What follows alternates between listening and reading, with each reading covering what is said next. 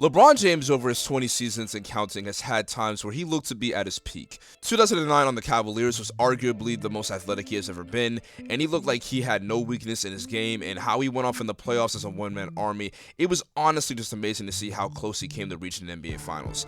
2013 is debatably the best year of his career statistically, and he looked to be the most perfect version of himself while he was on the Miami Heat. He was very efficient in the regular season, and he was shooting 40% from the three-point line, and he was one vote away from being named the Unanimous MVP, and he almost won a DPOY as well. Even 2020 on the Lakers, when LeBron was still going strong, it seemed like there was no end in sight, and he was still considered to be in his prime and healthy and possibly the best player in the league. But 2018, in my opinion, is where LeBron was at the best of his abilities, and that was the best season of his career. Even though it did not result in a championship, there is no doubt how this is one of the greatest seasons for a player ever.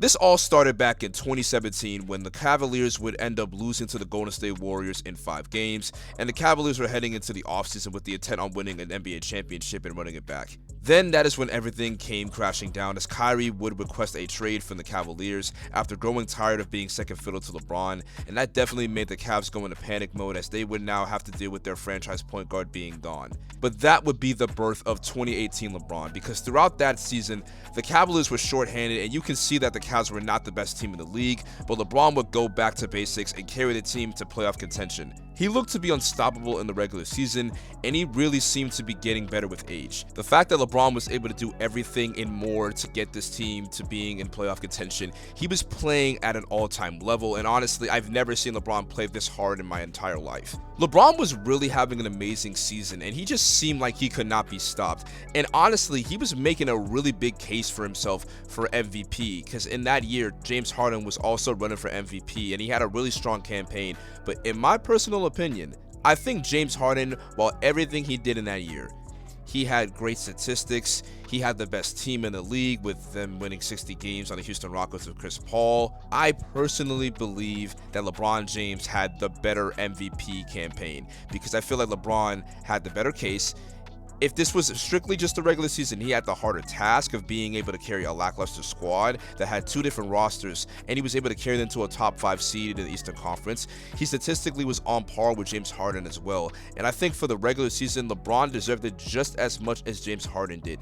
But because it was the regular season, Harden did have the advantage because of the team that he had. But even though the MVP went to James Harden in the regular season, the playoffs was a whole different story, because LeBron was on another level, and honestly, everything after that point, I don't think it ever came close to the performance that he had in the 2018 playoffs. In the first round, we saw LeBron actually have a challenge in the first round in the playoffs against the young Indiana Pacers with Victor Oladipo, and they went back and forth, and LeBron would famously have that sequence where he would block Oladipo and then hit a game winner immediately after in Game 5. Makes his move, drives to the rim. Oh, it's blocked by James. James, 2 seconds, 1 second to the win.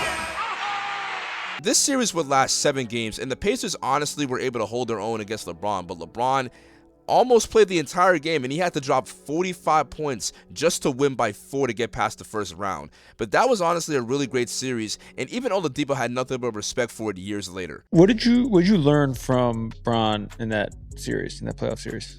He knew exactly what he needed to do every game. He knew which games he needed to do more in. He's not normal.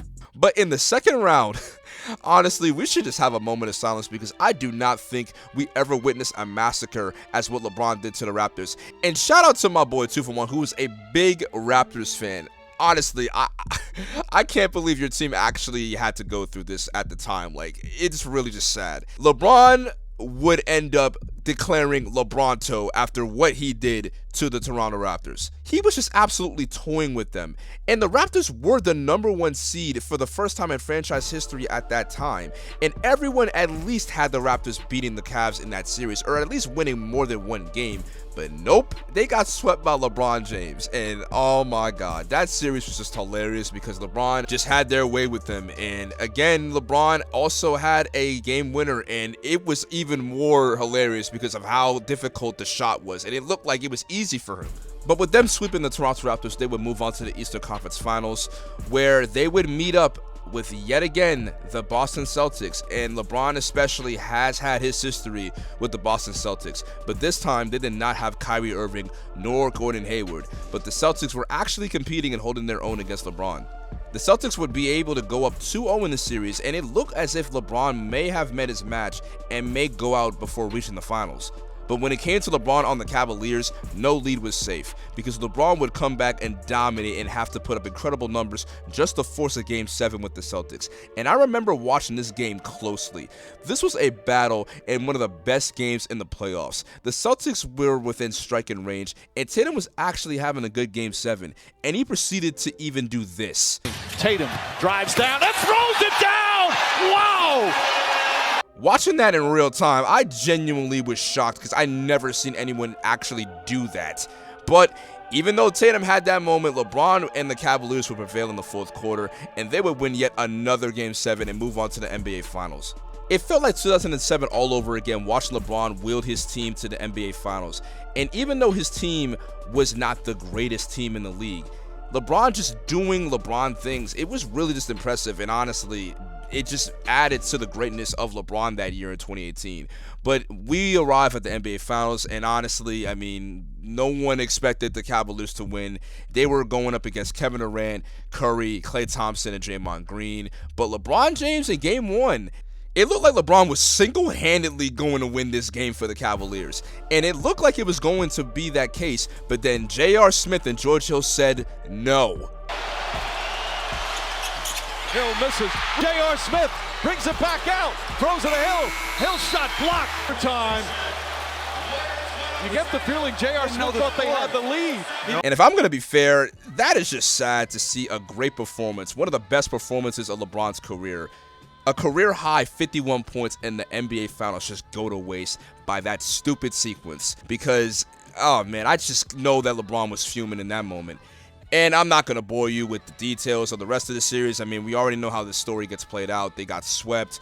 Even though in Game 3, the Cavaliers looked like they might have gotten a game under their belt, Kevin Durant went off for another performance and had another game-winning dagger. And then they get swept, and they just stood no chance against the Golden State Warriors. This was worse than 2007, and that's no contest. But even though LeBron did not win a ring that year, that should not defeat the amazing year that LeBron had, especially in the playoffs, because he had to play on a team that had two separate rosters, went to 2 Game 7s, swept the first seed, had one of the best statistical seasons, and he went to the NBA Finals, and he went on God mode in the playoffs. I mean, I've never seen LeBron play at 110% in the playoffs like that in my entire life. That alone is very impressive and should be crowned as one of the greatest individual performances in a single season. It is just unfortunate it had to end on a sour note, but overall, this is probably the greatest season LeBron ever had, and witnessing it in real time was very iconic for a fan like myself who just loves the game of basketball. But when we look back years from now when LeBron is retired and out of the NBA, we will definitely look back at 2018 as it is, in my humble opinion, a legendary year for LeBron James. If you guys like this video and want to watch more LeBron content like this, click on this video or this one, and I hope you guys enjoyed this video, and you guys know the drill. Leave a like and comment down below what you thought about this video and how you feel about 2018 LeBron as a whole. But until then, I'll see y'all next time. NBA Nerd out.